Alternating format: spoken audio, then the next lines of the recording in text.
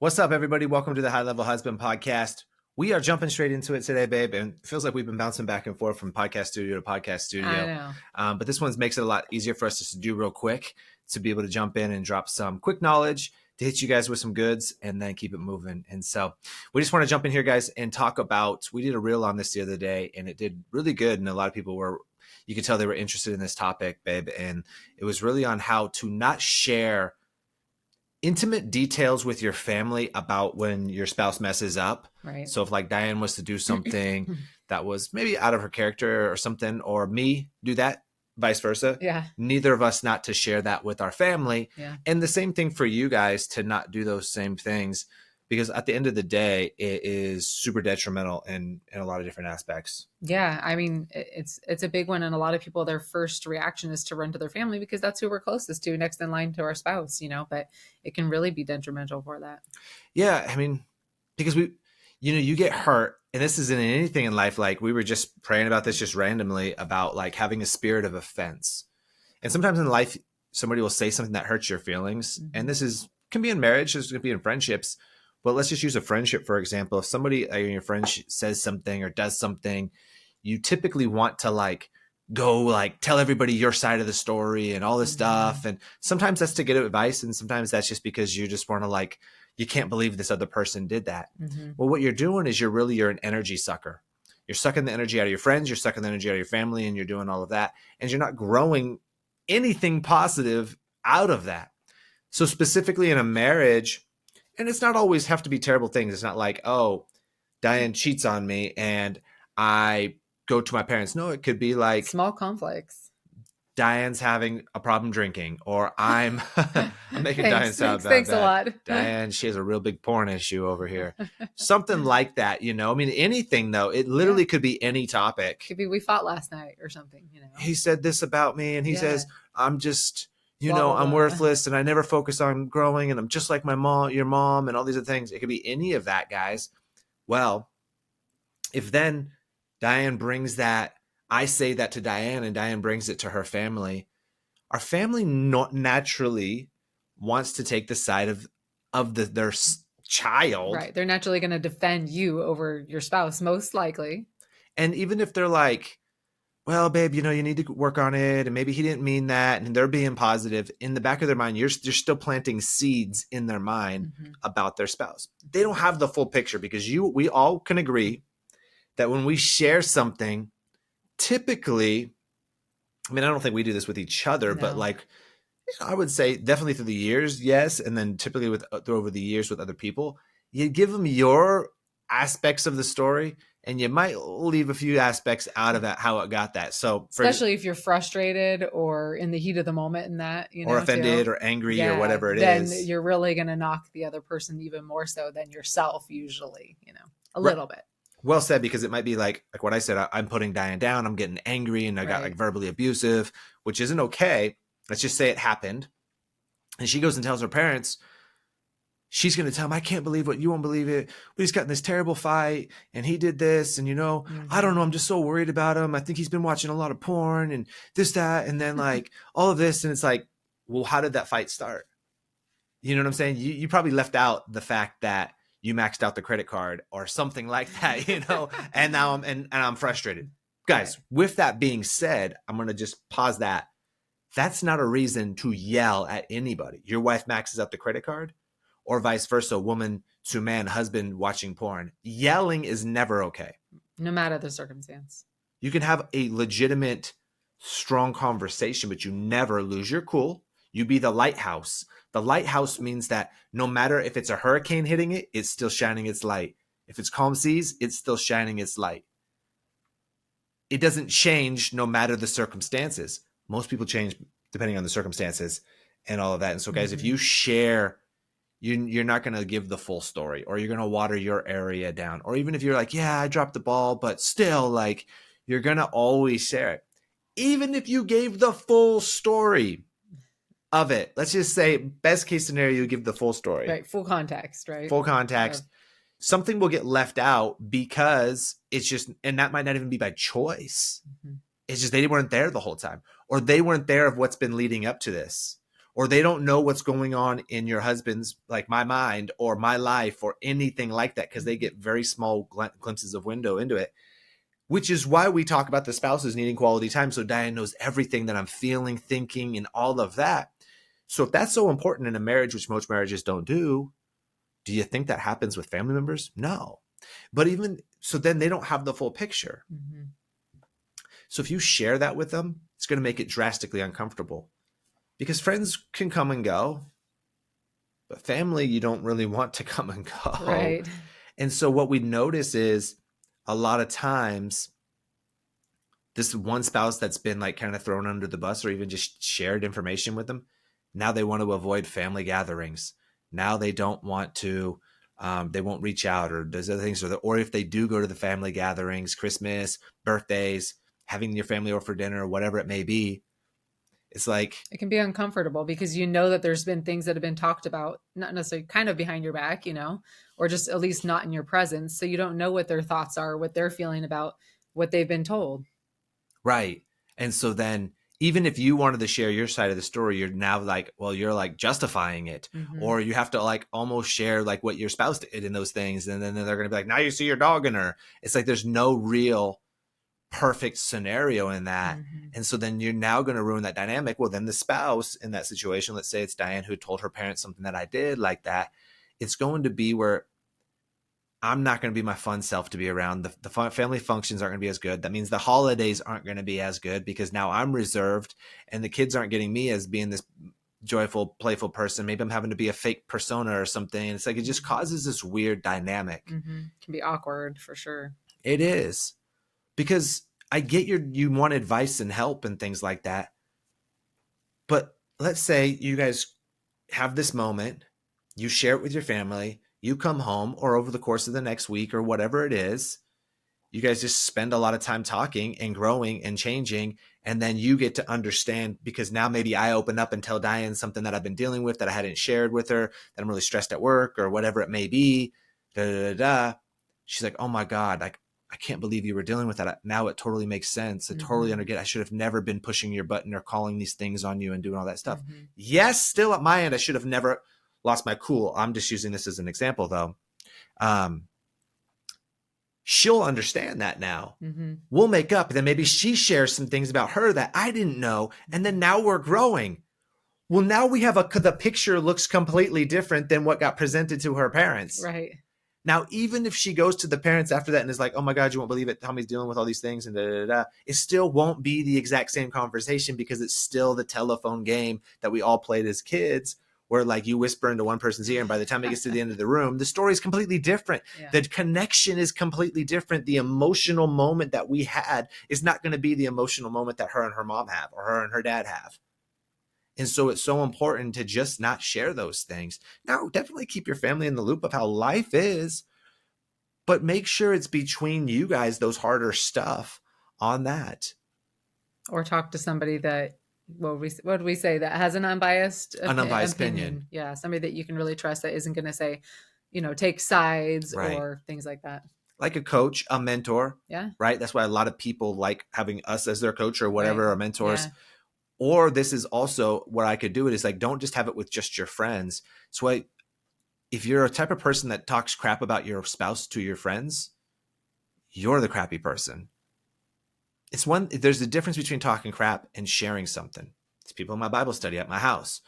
We talk about our spouses typically. I mean, Diane and I don't have anything that to work through, but I'll be like celebrating Diane and sharing intimate things about Diane and us.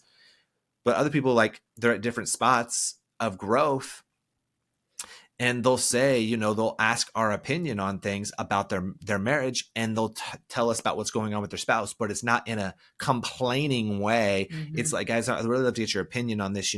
My wife, has really been growing and like in certain ways. When this was somebody's scenario, like, over our course of our marriage, she's put on a lot of weight. When I first met her, she was like a fitness competitor and was really, really fit. And that's not why I married her, but that was one of the reasons that I was attracted to her, because I'm into fitness. Showed a lot of discipline. And over the years, she's battled some stuff and she's let herself go in these areas. And I'm finding myself not as attracted to her. And I understand why this has happened. She's went through some trauma They, and stuff in their life. I won't share those details because in case they're self-sexual listeners, they'll know who it is. But and so he's like, so I understand that she's not just like, I just love Doritos and I just want to eat ice cream every day. Like, no, it's like a mental struggle she's going through. He's like, how do what's your guys' thought process? I don't like it that I'm not attracted to her anymore, multiple ways, physically. And then even in emotional, it's like, it's kind of bothering me. So that's a way that gets brought up. That's just an advice. Now he said, had he been like, you know what, my wife, she's just freaking sucking down the ice cream every day. And she's because of that, she's just moaning and complaining about her weight. And I'm just freaking tired of that. It's like, suck it up, get your butt to the gym and do something about it. Like now that's completely different. That's a completely different scenario. It's one thing to get advice. Now, had his wife done something bad, we all still would have been there to support him and challenge him. Why?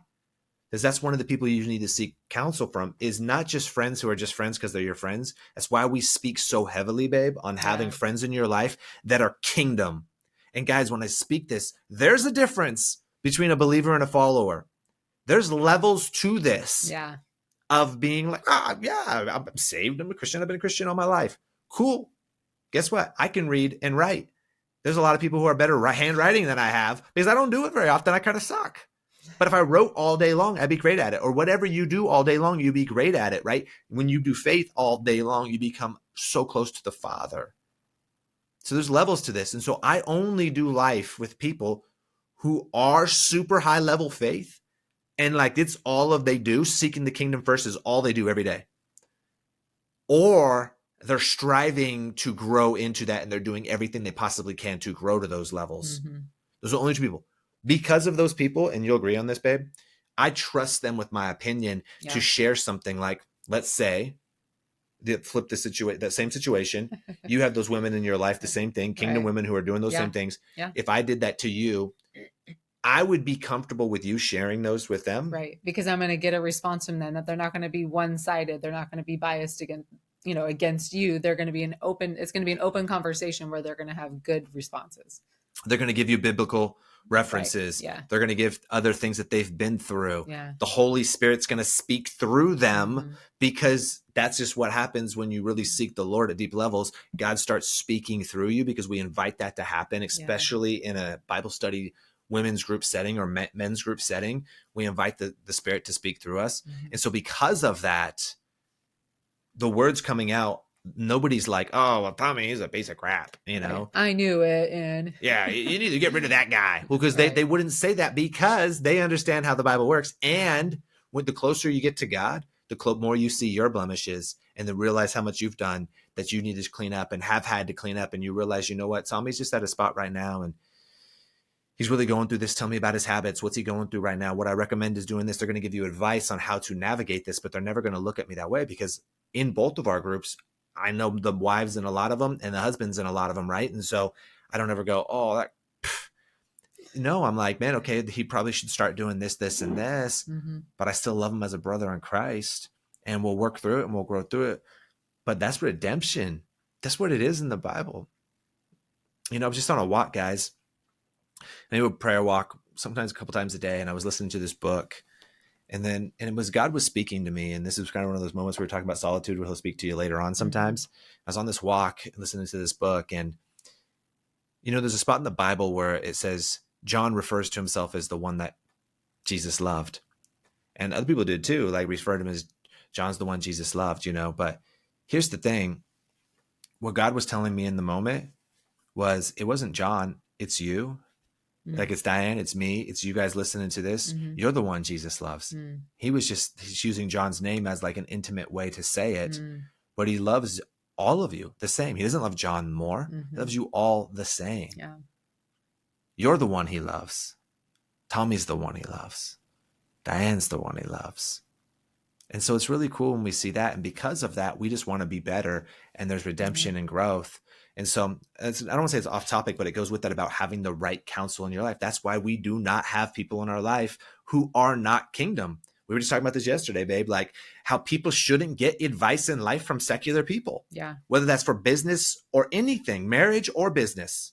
No advice in life from secular people. Right. I don't care if they're billionaires. God's far better than a billionaire.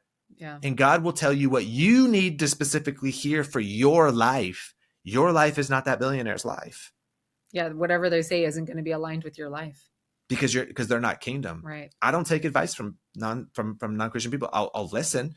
Sometimes like that's good, but like, and I'll put it in the bucket of secular advice. It's got to be kingdom. But that's why we do life with people like that. So we have support in it. And our women's and men's groups have been so important. That's what I love about our coaching community is there's men in there who are just supporting each other. And if they're going through something, they post about it in the community or they bring it up on one of the group calls. And then we all just have our own different advice. And guess what? Sometimes I don't even have to speak because other guys in the group have been like, ooh, I've been through this. And here's how you fix that. Yeah. Here's how I work through it. Nobody's ever like, sometimes a guy will be in there like, man, I fell off this week. I've been on a 3 or 6 month hiatus from porn and I just had a weak moment and I fell. Nobody's like, you loser, you're an idiot, right. You're stupid. Yeah. No, everybody's like, hey, bro, get back on the horse.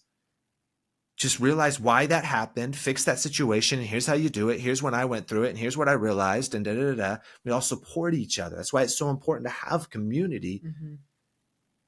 Because those guys don't look any different to Diane, and I don't look any different to me. So That's number one.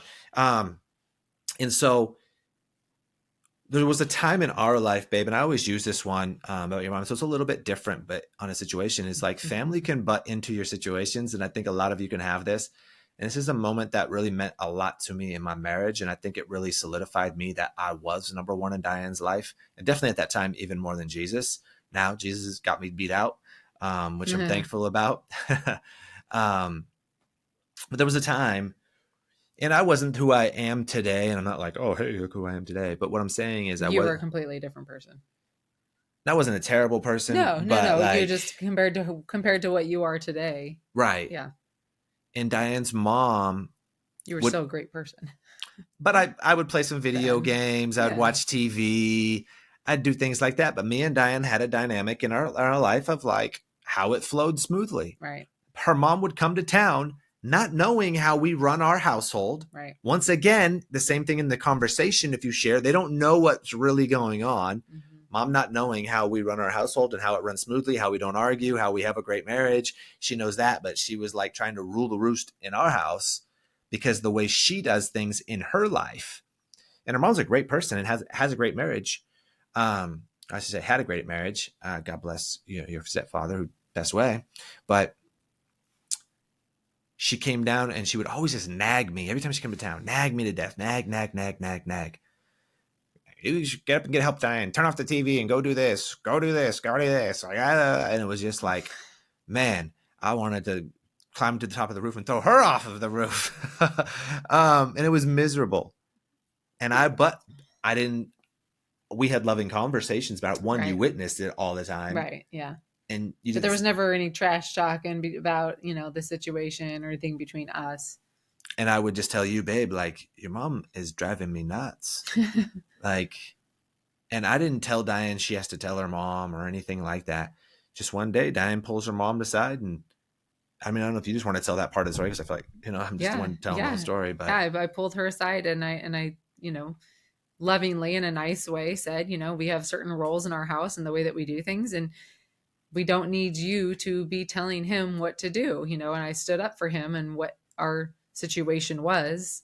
And it resolved things because I stood up and I said what we needed to change, or it was going to ruin our family, relationship between my mom and I, because I was going to stand up for Tommy no matter what. And so it was going to ruin a relationship between me and my mom if she didn't change the ways that she was going about things.